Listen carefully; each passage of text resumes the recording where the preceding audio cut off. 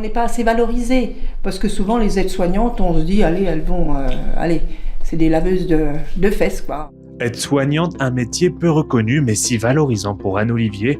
Ancienne commerçante, elle intervient désormais depuis 14 ans auprès des personnes malades ou en perte d'autonomie. Nous l'avons suivie lors d'un soin dispensé près de Dole. On commence à 7h du matin chez le premier patient et bon, ça, on peut finir à midi et demi. Selon la tournée, nous prenons toujours un petit moment pour boire un petit café. Puis voilà, et puis discuter un petit peu quand même, puis surtout avec les aidants, quoi. Ça fait du bien. Ils sont pas reconnus forcément par rapport aux hôpitaux, quoi. Par rapport à ce qu'ils apportent.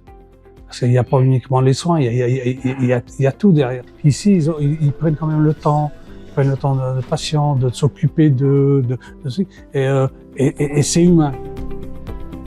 Moi, personnellement, je fais 1 500 € de paye.